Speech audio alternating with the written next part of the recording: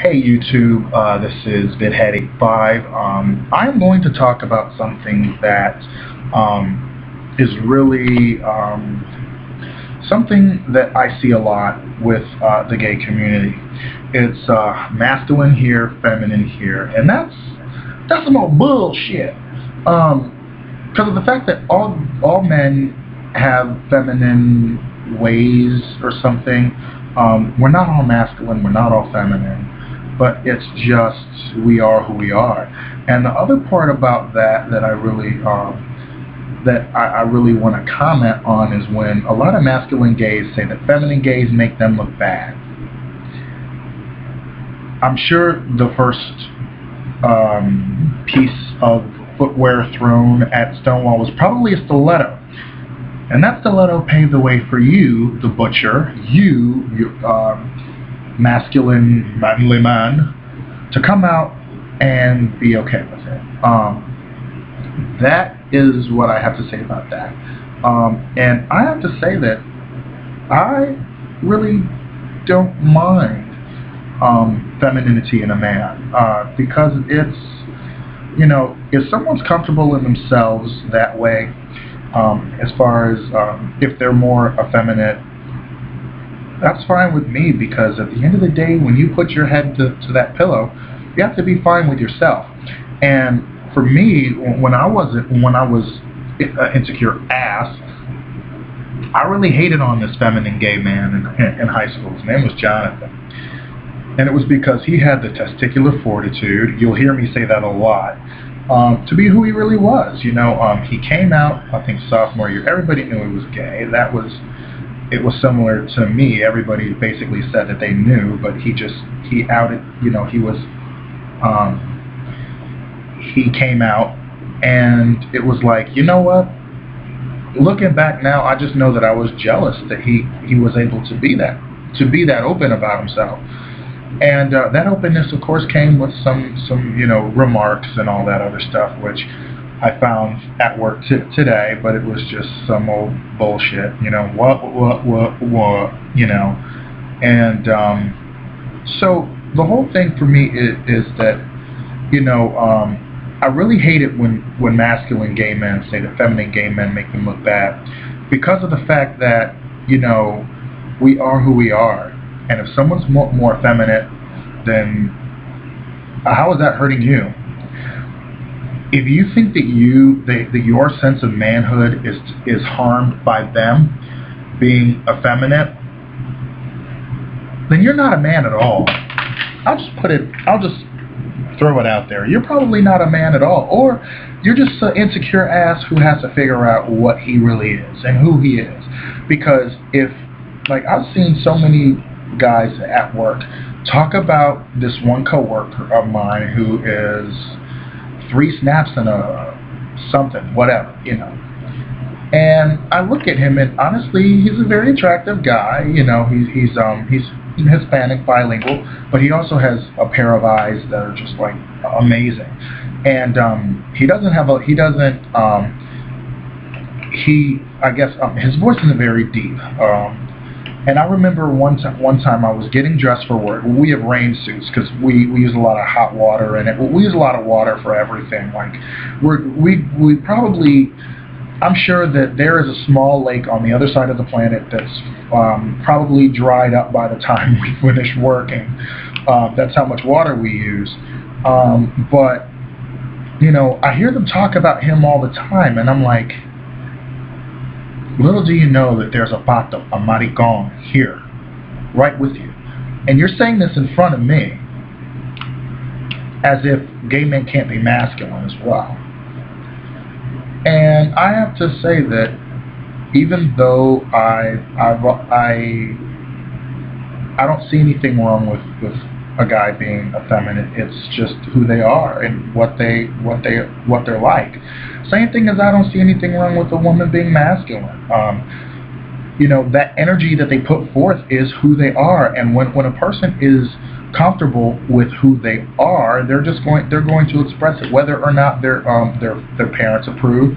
With that whole crack that wrist pastor who basically apologized to anybody who was offended, quote, in the body of Christ, or at least his version of what it should be. We're not all limp-wristed, but yet, what why should that matter to other gay men if someone is limp-wristed? If they can be themselves and enjoy themselves as they are, then that should be fine with you.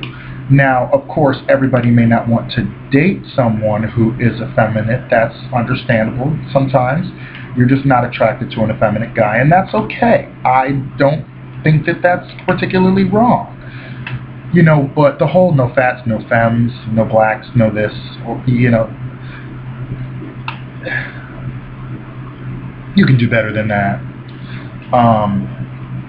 But when people equate effeminacy with being undesirable, that is very, like, what's wrong with you? Like, a derp. And Daryl, he will probably laugh out loud when he hears me say that, because that's all I can say. Like, that's what Daryl says whenever something's just so stupid that he can't say anything else. It's just a derp. So, but I really just don't understand. Well, I do understand the whole, like, machismo thing, but what's so bad about that? What's so bad about an effeminate man?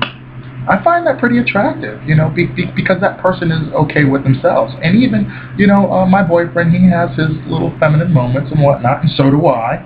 Even though I think sometimes I may have more feminine moments than he does, but, well, he usually says I'm such a fag or whatever, but hey, it's alright. It's all in good fun. But when I see people who are just like, just seeming like mean and hateful about it, that's like, you know what? Yeah, sit on it, really, homophobic ass. Because I mean, without the hairdressers, without the obvious ones,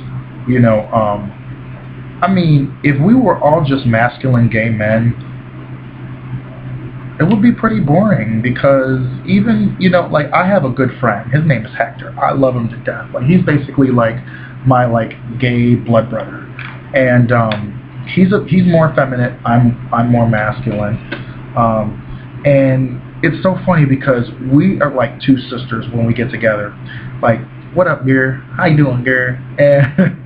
And I used to hate it when gay men called each other girl. But now it's like, hey girl, how you doing? How you doing? What's up? What up? Because it's fun. It's how, it's how these men express themselves to one another. Just like two men could say, what up, bro? I can do either or. It's fine. But yeah, stop hating on the feminine gays. It's so stupid. For one, it's just another division in the gay community that we don't need.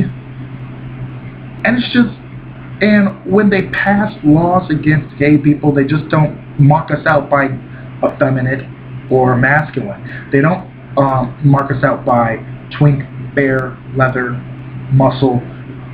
They do it across the board. So, gay community, we're going to have to get our shit together. We're going to really make a difference that we want to make. And also, we got to get our asses out and vote. If we don't occupy the polls, nothing's going to happen. We can occupy every public square we want, but until we get in those voting booths and show those asshole Republicans and Democrat turncoats who ally themselves with them to take away our rights and take away the American dream from millions of Americans, nothing will change. So, get your ass out and vote. Register if you can. If you're a felon and you can't vote, get your family to vote. Get political. Start telling people, hey, you need to vote. They're afraid of us, and that's why they're passing these voter ID laws, because they don't want us to vote. But, like I said, stop hating on the feminine gay men already. You have feminine moments, we all do. That's how it is.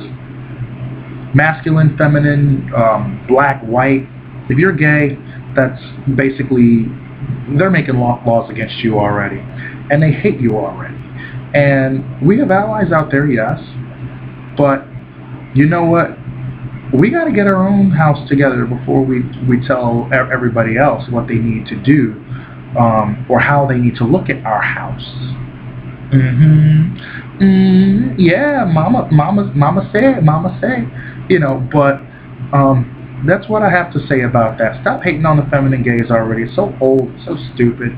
Besides, without the feminine gays, we wouldn't have a lot of our awesome musical theater, and you know, we wouldn't have those avenues that we enjoy, that gay and straight alike, without those out feminine gay men who were unafraid to be who they were, which let us masculine men understand after a while that we too can be that open, and we too can be ourselves without having to worry about being confined to simply being a hairdresser or a stereotypical gay career.